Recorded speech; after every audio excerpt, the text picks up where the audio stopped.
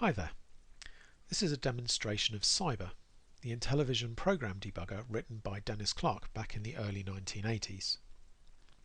CYBER was used by Dennis and his partner Joe Jacobs when they wrote their version of Bump and Jump for the Mattel Intellivision.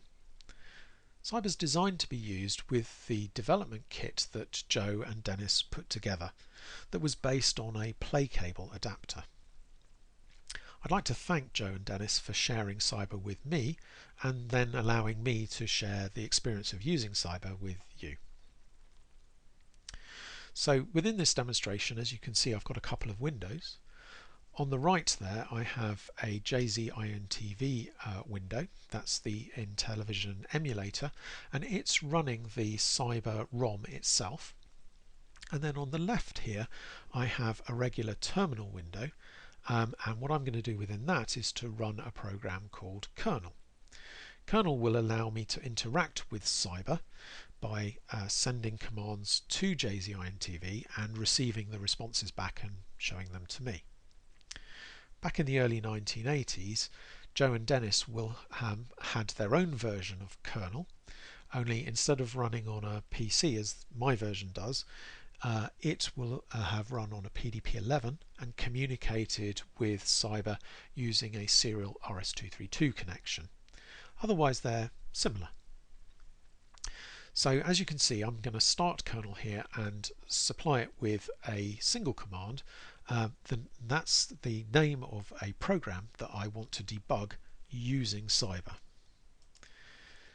So let's kick that off. As you can see, starting kernel and establishing a connection wakes up CYBER, causes it to print its name on screen, and it's also supplied me here with an asterisk prompt that I can use to interact with it. So let's start with a really quite a simple thing. Let's look at a memory address and see what value is in it.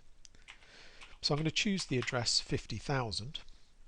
And I can inspect that address using the / command, and as you can see, CYBER immediately responds with the fact that that address is empty, value 0. Now, there's a couple of things that are of interest here. The first thing is that if you're familiar with the Intellivision address space, 50,000 might seem like a bit of a weird address to choose to look at. The reason that that address is a sensible one is that CYBER is expecting me to provide values in octal, so that's base 8. This is a bit unusual today. We typically use hexadecimal or base 16 to do this, but back in the early 1980s both octal and hexadecimal were in widespread use. The other thing of interest is that the address address 50,000 is empty. It has 0 as its value. Now the reason for this is that as I said, CYBER was designed to work with the PlayCable adapter. If you do the mathematics, you can find out that octal 50,000 is equivalent to the address 5,000 in hex. So actually I'm looking at the start of the Intellivision cartridge address range. Now of course, if I have a PlayCable adapter plugged in, then its 8K of RAM fits over this range. So it runs from address 5000 hex or 50,000 octal through to address 6FFF. So at the moment what this is reporting is that I don't have a program loaded into the address at all and into the PlayCable's RAM. And indeed if I look at the next few addresses, that's confirmed, they're all empty. So obviously the first thing that I need to do is actually to load the program that I want to debug, and I do that by issuing the L command. Now the L command is a little bit unusual in that it's not directly sent across to CYBER. Instead the program kernel intercepts that command and does some stuff on my behalf. So the first thing it does is it loads KBs into memory and reformats it into a format that's compatible with CYBER, and then it sends that content across the wire into CYBER, and then on the CYBER side it will then unmarshal the data that's being sent to it and load it to memory. So we can now see what the real purpose of the kernel command is to allow us to do this kind of hybrid work on the PC side. So let's have another look at that address 50,000 octal or 5,000 hex, and we can now see that we have some data there. And if we look at the next view, we can now see that we have our program data. So obviously the next thing that we want to do is to run the program and just see what it does. And the way that we do that is we use the asterisk command. The asterisk command will hand back control to the exec and allow the console to continue its bootstrap, its startup process. So if we do that, then you can see now that we get the Killer Bees title screen. As you can see, it's a Talking Horse production. Talking Horse is the pseudonym that David Rolfe uses, and Killer Bees was written by him in 1978, as you can see, and it's a tutorial program designed to teach new hires at APH the intricacies of Intellivision programming. So it's a small program that they could inspect and understand how the exec worked, and then extend with their own tweaks and changes to demonstrate their mastery of Intellivision development. So let's just have a look at the program. What we have, as you can see, is a blue running man. We have a static swarm of bees that don't really pose much of a threat. However, if we're a total idiot and walk into them, we are stung and change colour. At this point a timer is set, and when that timer expires, our tan man will be unstung and return to his previous colour of blue. And that's really all that there is in its kind of base state to Killer Bees. Now, as I said, we've handed off control at this point from CYBER to the program, to Killer Bees, and CYBER has no way of grabbing back control from Killer Bees. So it's not immediately obvious how we can debug things from this situation. Well, first thing is, can we get control back from Killer Bees? And one way of doing that is just to reset the console, at which point CYBER intercepts the bootstrap as it did before, prints its title on screen, and gives us a new asterisk prompt to interact with it. One of the nice things is that the state of RAM is retained across the resets, so we don't have to reload our game. That's all still there.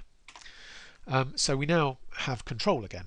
Marvellous, but that's still not very useful in terms of actually debugging. We need a way of stopping a game running and handing back control to CYBER. And the way that we do that is through the use of a breakpoint. CYBER will support one breakpoint, and a breakpoint is an address which, if execution reaches that address, then it will stop and hand back control to CYBER. So what we need to do is to set an address as the breakpoint, and as you might expect, I have a breakpoint address up my sleeve that happens to be useful. In this case it's 50271, and the way that we set a breakpoint is that we use the B command. We can check that that's worked correctly by doing the display breakpoint commands, and CYBER reports that yes, 50271 is the breakpoint. And now at this point we again need to allow the console to finish its bootstrap and start the game running. So once again we enter the asterisk command, go back to the game, and we can run around as before. Yes, once again we will be incompetent to get stung. Now this breakpoint is set to trigger when our man is about to be unstung and turned back to blue again, and that's now occurred. You can see here that CYBER is reporting that the breakpoint at 50271 has been triggered. And the first thing that it does is to report the state of all the CPU registers to us. So on the left here we have the state of the flags, and then each of the registers R0 to R7 and their values. Having regained control, we can then single step instructions to see how subsequent instructions affect the CPU registers with S. There's no way to tell what these commands are, so we would need a separate printout that gives us the program listing so that we know what each single step does.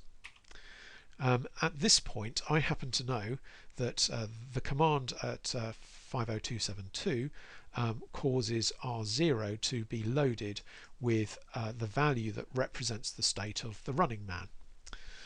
And we can see that if I single step another instruction, then this state has changed. So what's actually happening here is we're changing the color of our running man from 3, which is tan, back to 1, which is blue. So what I can now do is tinker with the program to change its behavior. So I can do that by changing the value in R0. So the way that I do that is to type R0, and immediately CYBER reports the value that's currently in there, 15101, and I'm going to change that to the value 15105. Now I can check that that value has been received and has been put into place by using the display register command. And there we go, so we've got 15105. Now I happen to know that 15105 should turn our running man to be light green rather than blue. So what we now need to do is to hand control back to kilobees so that we can see the impact of that change. So what we don't want to do is to reset the console at this point because the change will be lost.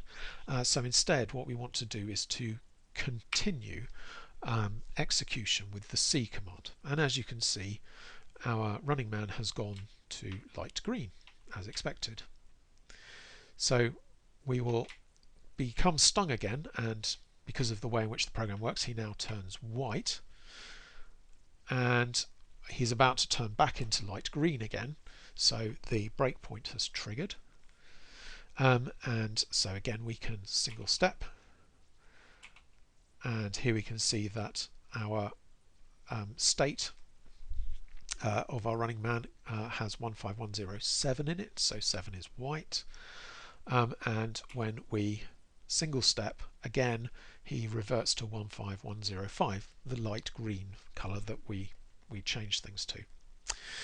So again what we can do is to revert our change, so R0 15101 should be blue,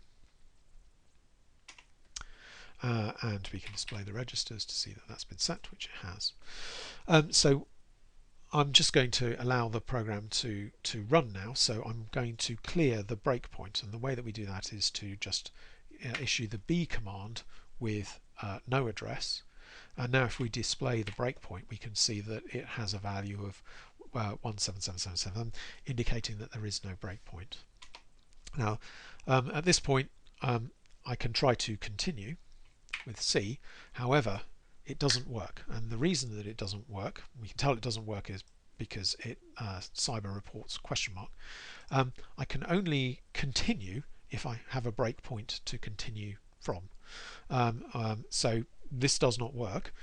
So instead, in order to just continue from the current address, I just need to go.